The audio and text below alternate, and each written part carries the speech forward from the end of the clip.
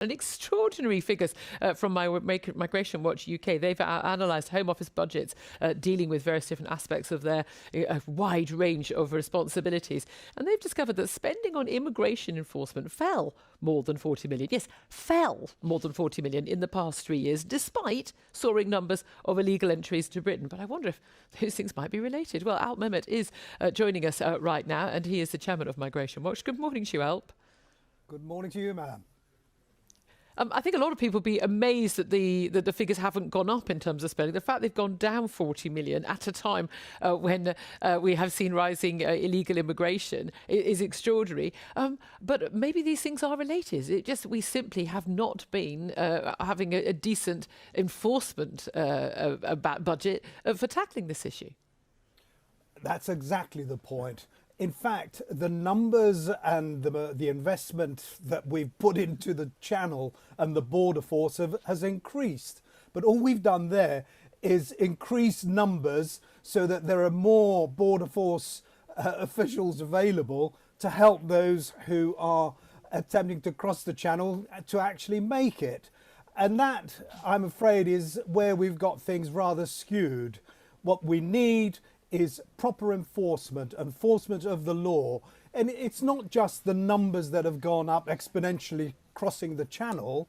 They're double already what they were for the whole of last year.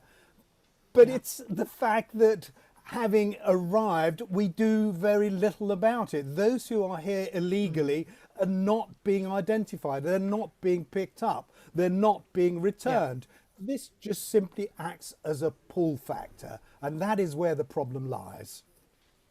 Now, I can remember talking to you long before we were talking about boats coming across on this mass scale that we've seen in the last year, and you were pointing out, it is an estimate. Again, it has to be an estimate that we're looking at more than 1 million people already in this country a few years ago who were illegally here, people who've perhaps come on a tourist visa or a student visa and stayed in the country and hadn't actually departed. And again, no effort to deport those people, and of course, very difficult for those people to work in the legal markets. And you're just creating this massive big black market where actually leads to an awful lot of exploitation as well.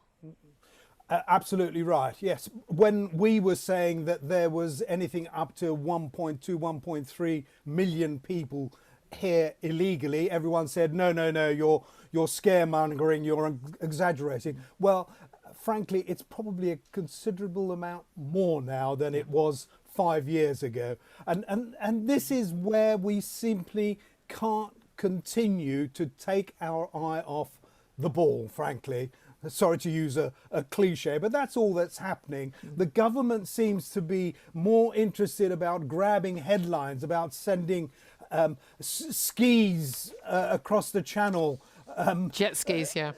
Jet skis across the channel to stop the illegal migrants coming across, rather than actually looking for them having got here, and that is simply wrong.